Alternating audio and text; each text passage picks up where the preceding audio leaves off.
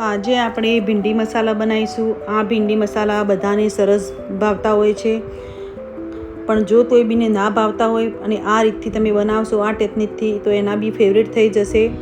આ ભીંડી મસાલા ખાવામાં બહુ જ મસ્ત લાગતા હોય છે। તો ભીંડી મસાલા બનાવવા માટે મેં અહીં 500 ગ્રામ ભીંડી લીધી છે। એને આ રીતે ઊભી તળતળ લેવાની, એટલે કે એક ભીંડીના 4 ભાગ કરી અને તળતળ લેવાની।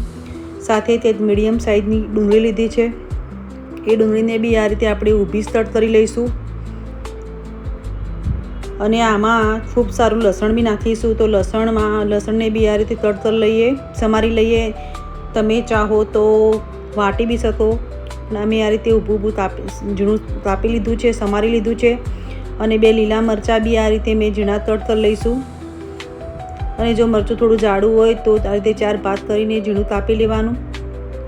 આનાથી સરસ એવું ભીંડીની અંદર મિક્સ થઈ જશે।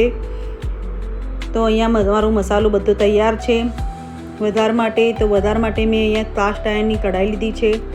આ કઢાઈમાં ઓછા તેલમાં શાક બની જશે। તો અહીંયા એક મોટો ચમચ મેં તેલ લીધું છે। તો તેલ ગરમ થાય એટલે આપણે અંદર લસણ નાખીશું। તો લસણ સારું એવું સતળાઈ જાય એટલે 5 ચમચી આપણે હિંગ નાખીશું। લસણને સારી રીતે સાંતળી લઈએ। 5 ચમચી હિંગ નાખીશું અંદર। સાથે જ આપણે અડધી ચમચી જીરું અને અડધી ચમચી વરિયાળી નાખીશું। વરિયાળીનો ટેસ્ટ સારો લાગતો હોય છે ભીંડી મસાલામાં।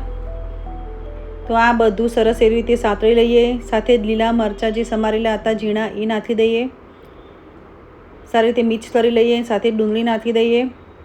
તો ડુંગળીને પછી આ રીતે ચમચા વડે છૂટી કરી દઈશું।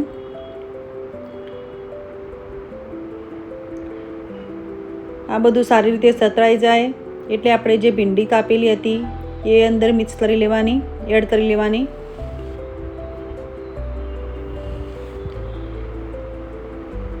તો આ ભીંડાને બી સારી રીતે આપણે આ રીતે મિક્સ કરી લઈએ તેલની અંદર। જો આ ટેકનિકથી તમે સબ્જી બનાવશો તો આ શાક બહુ જ સરસ એવું બનતું હોય છે। જેને ના ભાવતું હોય એને બી ભાવવા લાગે। તો અહીંયા 1 મિનિટ આપણે બંધ કરી આ રીતે ઢાંકી અને ચડવા દઈએ। તો અહીંયા સરસ એવું સોફ્ટ થઈ ગયું છે બધી સબ્જી। હવે મસાલા કરીએ। તો મીઠું નાખ્યું હતું પણ એનો વિડીયો નથી લેવાયો। તો 1-2 ચમચી 1.5 ચમચી મેં અહીંયા ધાણા જીરું પાવડર, અડધી ચમચી હળદર અને 1-2 ચમચી મેં અહીંયા કાશ્મીરી લાલ મરચું નાખ્યું છે। આ મરચું તીખું નથી હોતું પણ કલર બહુ જ સરસ આવે છે એનો।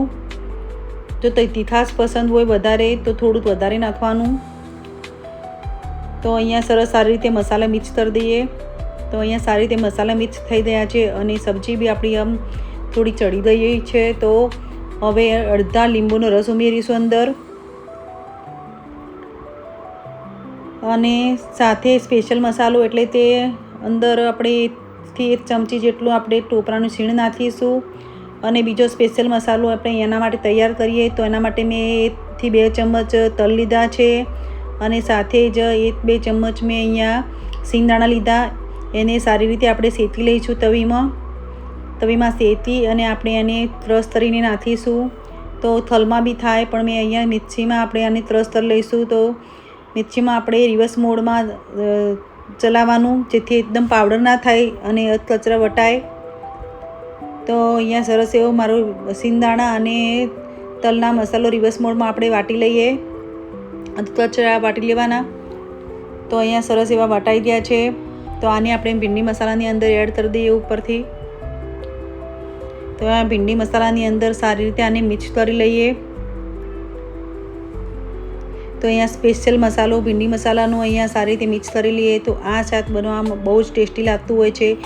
આ સબ્જી તમે એટલા રોટી યા પરાઠા સાથે ખાઓ યા ફિર એટલું સ્પૂન ચમચ કરીને બી ખાઈ શકો એટલું સરસ ટેસ્ટી આ શાક બને છે।